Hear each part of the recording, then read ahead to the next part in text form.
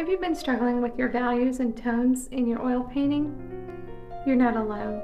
I'm Allison Richter. I'm a wildlife artist, and I'm here to help you with this. So let's get into it today with color blocking, and I'll show you how we can start off fixing some of those values before you get too deep into your painting. I'm about to work on the Falcon.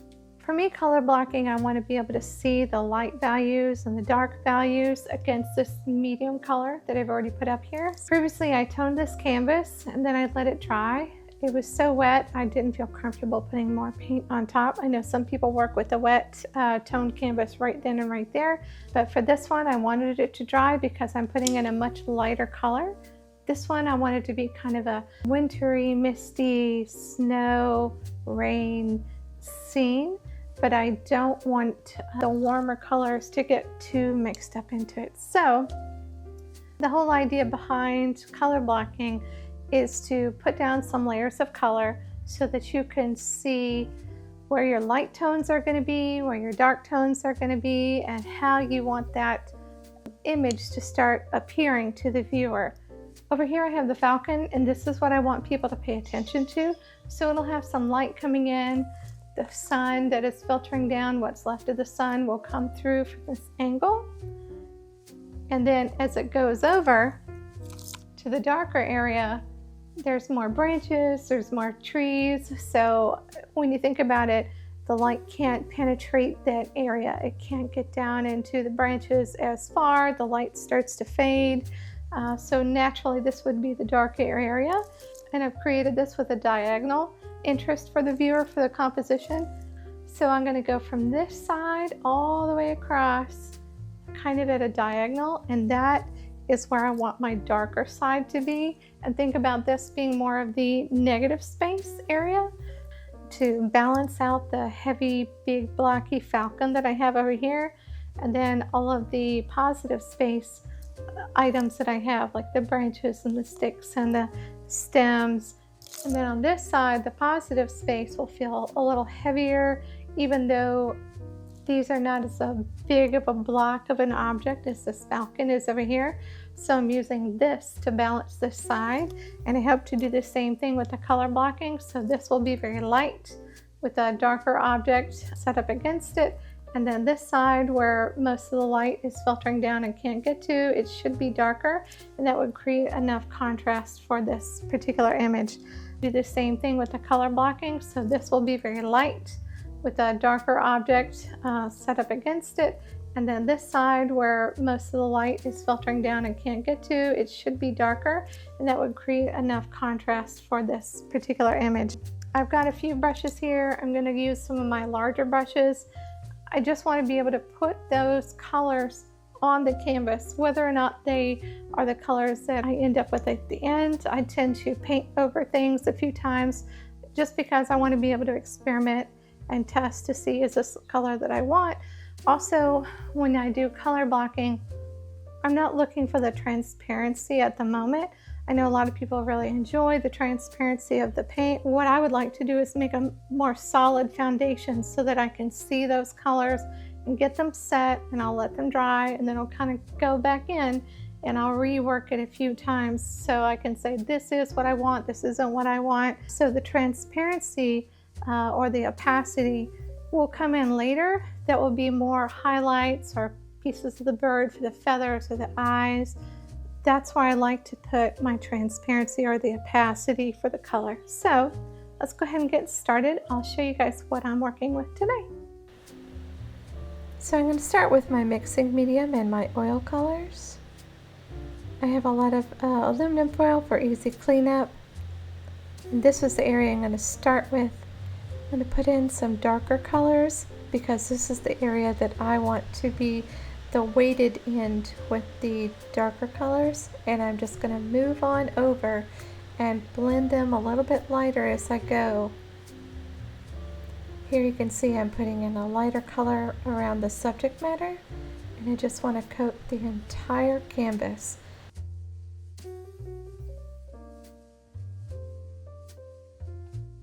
I'm adding a little bit lighter color in, and a little bit lighter color, and here I want to show you all where the direction of the light is coming. So I'm just going to quickly paint that on so you can see what I'm thinking with the diagonals and coming from above, and then filtering down into those branches.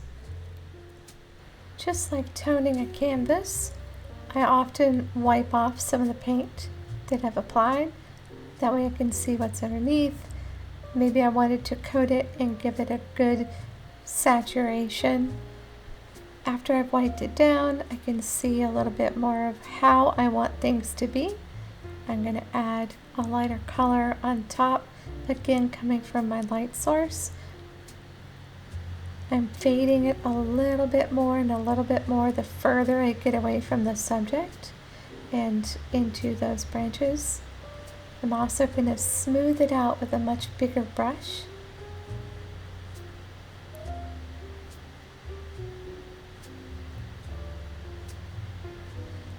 I'm adding a little bit more lightness. I'm changing colors slightly so that the mist or that kind of flat weather event that's happening is coating a little bit more, and I'm going to bring in a few more different colors to create interest on the other side, because even though mist is flat in its appearance and can kind of really desaturate colors, I want it to still be interesting. I'm going to bring in a little bit more light. I'm going to blend it in again. You can wipe areas that you want to emphasize and bring in new colors. Now that I've gotten the background completed, I want to start blocking in those branches. This is going to be a slightly medium dark for this area. I just want to cover all of the branches that are the smaller, more distant branches, and the further out they go, the more desaturated in color they should be, the lighter they should be, but it's still going to be the darker side of this painting. So I'm going to add in as many of the branches that I can, and then I'm going to go back over them and start blending.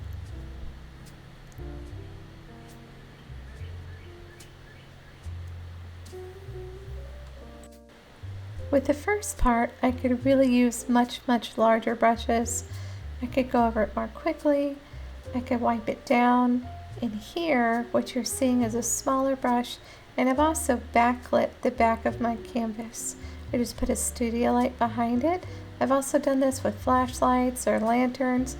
I want to be able to see what I had drawn and inked behind it. That's why I put the ink. I tend to paint over my subjects or the positive areas, because I feel like if you just leave them blank, it makes almost a weird sticker effect, like someone has just pasted the interesting components of the composition on top of the background. So I like to have my background kind of worked into the surrounding items that I'm going to be painting over, and then we can bring a little bit of that color into what I'm painting. Now that I've gotten all the branches that are the smaller branches in the background done, I'm just going to kind of fuzz them out with a mop brush and blend that into the background.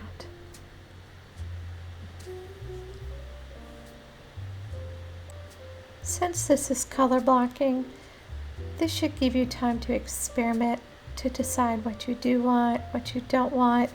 There's not a lot of heavy detailing. It's time for you to go, are these the colors that I had expected to see? Is this what I had wanted? Was this the idea behind the painting? Is there something that I want to change? Is there something I want to add? So this is kind of the experimental area where you really have a lot of freedom before you start narrowing it down into the medium, into the fine details. For this next area, I am making the next set of branches. These are going to be closer to the viewer. I'm not going to fuzz them out into the background. This is where those heavier branches that the bird is sitting on will be. Since this area is closer to the viewer, these branches are going to be more crisp and sharp. I can go back in later and detail out these areas. For now, I want to be able to see how are these dark branches going to show up against the mist and the atmosphere? Is this what I was going for when I was originally having my concept of what this particular painting will be when it's finished? These branches will also give a heavier weighted solid item for the falcon to sit on. This will help balance the composition. If you're enjoying the content, please like and subscribe. It helps my channel. As I work, I also tend to put paint on and take it back off again.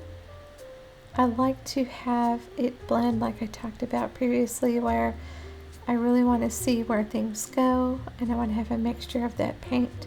So throughout this video, you're probably going to see me apply paint and take it off and put it back on. That's how I like to work because I'm thinking. It's more of a how do I want this to look, how do I want this to feel process rather than something that is permanent. So think about when you are working on color blocking, think about, is this how I want something to turn out? It's okay to change your mind. It's okay to say, hey, this idea wasn't what I was thinking, or these colors are not what I was wanting. So feel free to be able to change it up, or wipe it off, put it back on. Remember, it's your painting and you have the freedom to do what you want. You're not worried about what other people think. When you are creating your artwork, that's what it is. It is yours. It's not someone else's. It's yours. So these are techniques that I use. Feel free to take any of these ideas and apply it to your own as you're painting. Add the colors, add the backgrounds, wipe it on, take it back off, put it on again. It's supposed to be fun. It's supposed to be creative. It's not supposed to be something that is going to create anxiety or something that is a permanent. Paint can be painted over as many times as you want. Next, I'm working on the falcon. With this, I am thinking very much about where that light source is coming from. Even though the bird, I know that that bird is a particular color. You know, it's going to have its neutral colors. It's going to be kind of a tan neutral as the base, and then it has a lot of darker browns and chocolates and things across it. But when light hits feathers, when light hits objects, it has the ability to transform that object into a different way of seeing color. I know that I want the part of the subject matter to come out to the viewer a little bit more towards the lighter side. So these I'm going to paint as warmer colors, and as the light travels across the bird's body, I'm going to change this to be a little bit more of a shade. Even if it doesn't have direct shade due to the mist, it still is going to not capture as much of that light that's coming from that one direction as the other. So we'll have a cooler side of the body. So I am putting cooler shades of what I think the bird should look like on one side, and particularly in spaces where there might be a wing hanging over, or more of the face is blocking the light that's coming through. So you'll see me change the colors that I'm working with the bird, even though I know that bird is probably kind of a tan color all over. It's not in my mind. In my mind, that light is very different. It's saying that this side is warm and it's going to have maybe more navel yellow and some pinks and roses and warmer colors on the side of the body that the sun would be coming down onto. On the other side, it's going to be a little bit more blues and greens and purples. So when you're creating your color blocking, experiment. This is an area where you can say, well, it's not the permanent painting. This is just kind of what I want to think about, and do I want these colors in these spaces? How is it going to look? And I'm also looking to start creating that roundness, because it is a three-dimensional object. It's not flat. So the rounder that I can make this in my first pass, the happier I will be. And I also know that oil paint tends to get a little bit mushy. So what I will do is I will let this dry when it's done. I like to paint in layers. I like to take my time. I like to think about what I'm doing. I'm not going to rush through it because paint time is my time. And this is where I get to imagine whatever I want to imagine. And if I want to bring out those colors and make them stronger than they might be in reality, that's my choice, because that is the story that I am bringing to my audience. So feel free to experiment with the push and the pull of the warm colors versus the cool colors and see how it helps you with your color blocking. Use this as practice time for being able to create a color story that goes along with your painting. If you noticed, when I started with the background, it was much larger brushes, and I blended it out and I made it very smooth. Then I went to the next layer where I used a little bit less of a large brush, but it was still pretty sweeping brush style strokes. And then I went to the next layer. I might have gone down a brush size or at least increased the sharpness and the detail that I was outlining the branch with. And then as I've gotten down into the falcon itself, I have changed brush sizes again. In this, I'm putting a whole lot more color, even if it's not at the detail level yet, because this bird will have a lot more shape than the larger branches and especially the mist in the background. I'm really having to go in and kind of define the different areas of color.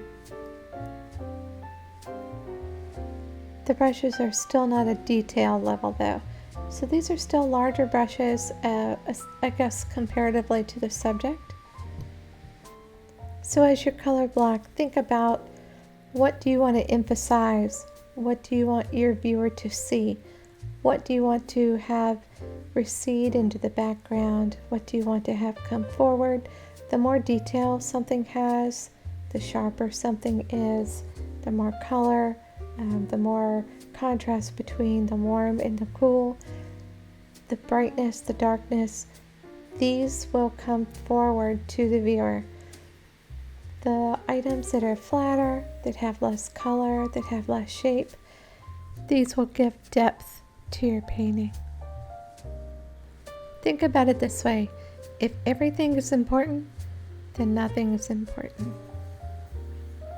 Something else that I'm doing while I'm working on the falcon is I'm thinking about what color do I want to lay on top.